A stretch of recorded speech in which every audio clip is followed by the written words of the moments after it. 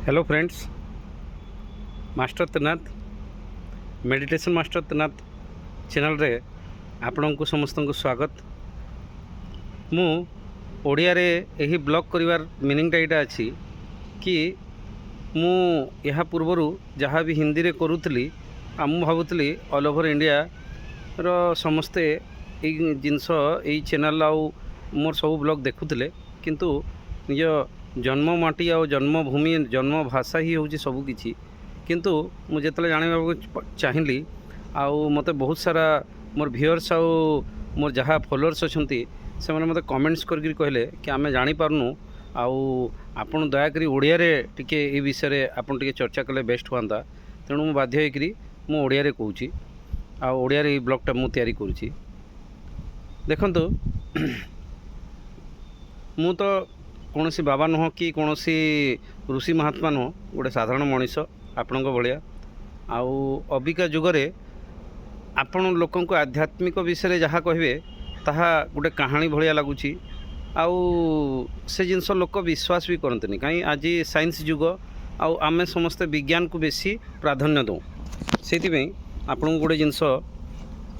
बताऊँगी कि आज टॉपिकटा अच्छी ओरा विषय रे बुझिपारे कहीं रेकी शक्ति विषय मु मोर वेबिनार रखी थी। बहुत जन जॉइन भी करते किंतु ओडिशार बेसी जन जॉइन कर पारे कारण टिके टेक्निकल इश्यू थिला से जॉइन कर पारे किंतु बाहर बहुत जन जॉइन करते मत पुणी कमेंट्स भी कले आपण को ओरा विषय टिके बेसिक जिनस बतई दूची पूरा तो बतई पारे कहीं आम एटा लाइव आसले ही से जिनस करूँ आउ फास्ट जिनस लाइव कहले आप लाइव वेबिनार रे कि लाइव रे आसले कि आम ये विषय आम बतई पारूँ। देखते तो ओरा गोटे कौन जिनस बतई दूची AURA ओरा ओरा मीन्सटा हूँ आभामंडल। आभामंडल कहीं कह जाए ता विषय कही दूची जदि आप फिजिक्स साइंस जदि साइंस स्टूडेंट अच्छा बेले आप क्वांटम फिजिक्स विषय जदि नॉलेज थो ये विषय जानीपारे कि देखंतु आमर पृथ्वी जो अच्छी आम जो थे बसवास करूँ बुझिपारे आमर सौरमंडल जो अच्छी सौरमंडल कले आमर जो अच्छा सूर्य अच्छा चंद्र अच्छा आमर जो 9टा ग्रह अच्छी बुझिपारे साइंस विषय कहूँ आपन रिसर्च करेंगे आउ या विषय जदि अधिका तथ्य आप नेट रे जानीपारे इंटरनेट रे जानीपारे मु सर्ट व्याख्या कर दूची आपको। देखंतु अणु परमाणु आपन तो क्लास 7-8 रे आपन पाठ पढ़ी थे जिते बेले गोटे अणु परमाणु रे एटम जहाँ को कहा जाए जिते ब्लास्ट हुए सेते बेले कि कौन सी जिनसर सृष्टि रचना भाव कि साइंस बताऊँगी आ सेटा जो ब्लास्ट होकर पृथ्वी आउ 9टा ग्रह हेले उत्पत्ति हेले आमर चंद्र जहाँ जहाँ ग्रह अच्छा बुझिपारे तार पृथ्वी भितर भी एमती जिते ब्लास्टिंग हैला तापर आमर जिते जीवजंतु समस्ते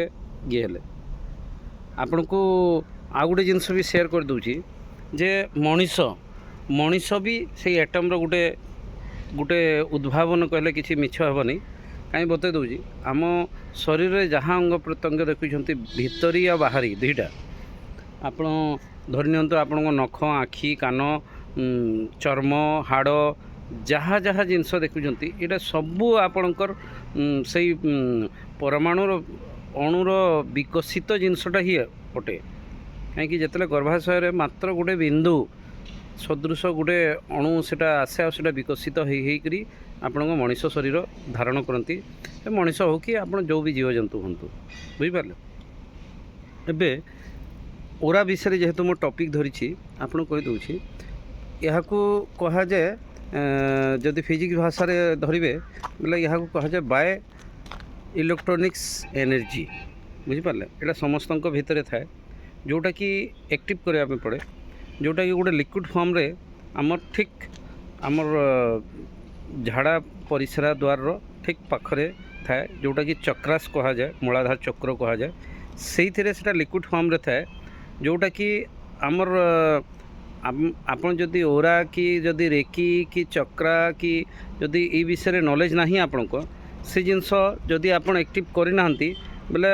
सेटा आमर नेगेटिव काम करे नेगेटिव बेले जमती आम जीवन में जहाँ भी दुख सुख जहाँ भी आमर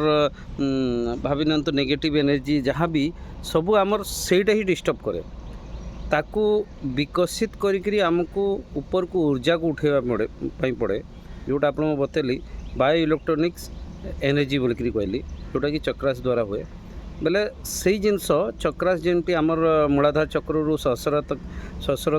चक्रा जो रोचे 7 चक्रा से चक्रा जिते बेले आप इंटरनली मोर अन्य ब्लॉक रे देखिए मु चक्रा विषय भी बतई आमर जो सूक्ष्म शरीर आम स्थूल शरीर रोचे आम बाहरटा आमर स्थूल शरीर कौचा आ भीतरटा सूक्ष्म शरीर कौचा जिते आम आखि बंद कर मेडिटेशन बसू तो से स्थूल शरीर कह जाए से आप पूरा एकदम बहिर ऊर्जा को आप पूरा एकदम पूरा भूलिकी आपण भीतर ऊर्जा को आप एक्टिव करती बुझिपारे से ऊर्जा जिते बड़े विकसित हुए एमती तो समस्त थाए जीव जंतु कीट मतलब साइंस भी जिनस एप्रुवेल अच्छी आपणकर आध्यात्मिक भी से जिनस अच्छी जे आम चारि पाखे गोटे राउंड सर्किल गोटे गोटे सेप जहाँकि आखिरे देखा जाएनी जमती पृथ्वीर माध्याकर्षण शक्ति जो अच्छी से माध्याकर्षण शक्ति आप जदि भावी पकंतु आप पृथ्वी ठू 10 to 12 किलोमीटर दूर को गले आम देखी मतलब खुला आखिरे देखा जाए जे गोटे